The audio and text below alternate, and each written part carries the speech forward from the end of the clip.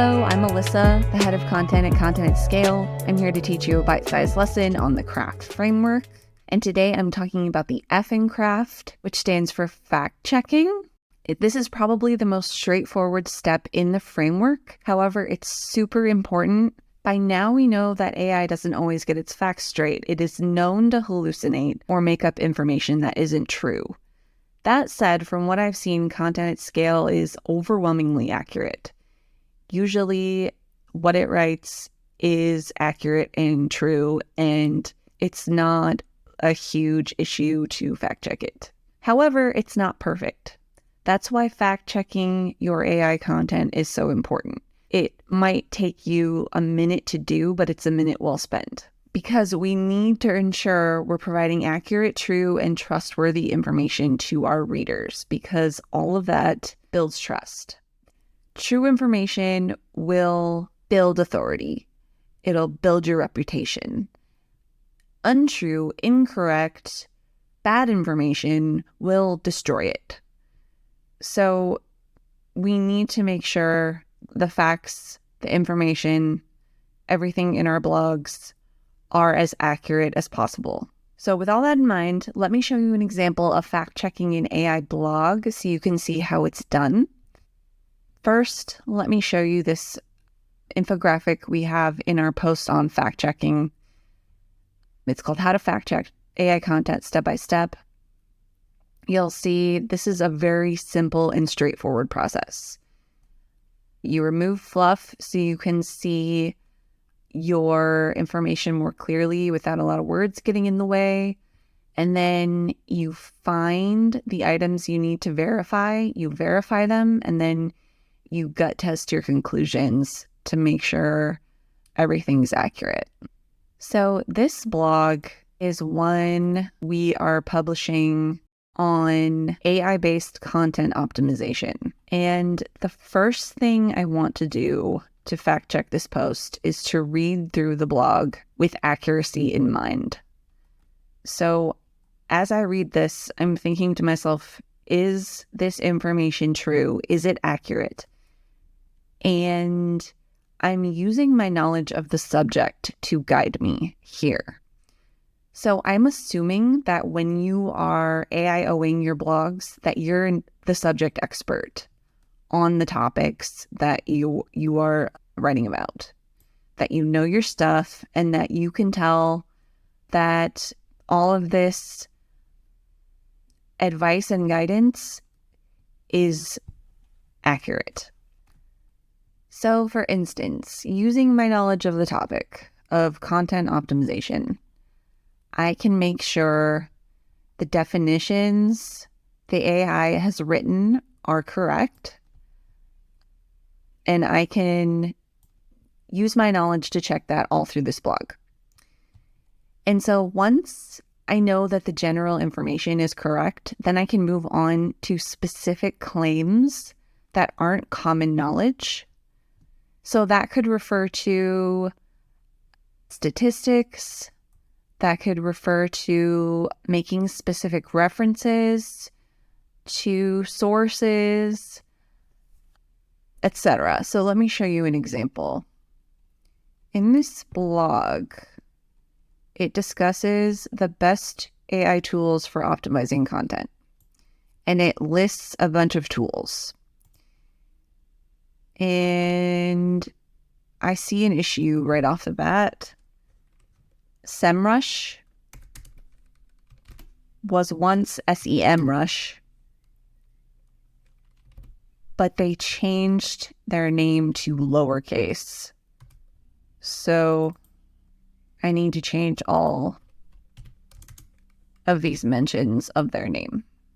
And so looking at this list of tools, some of these are unfamiliar to me. I have never heard of MarketMuse. I have never heard of Acrolinks. I have never heard of IBM Watson.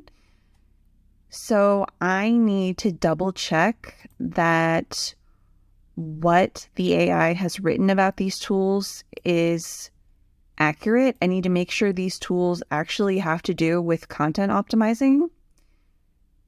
So let's start by checking this IBM Watson tool. It says IBM Watson is an AI platform that provides various content optimization tools.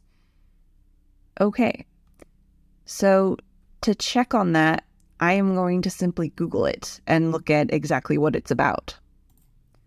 So I Googled IBM Watson, and over here in the knowledge panel, it says that IBM Watson is a question answering computer system capable of answering questions posed in natural language.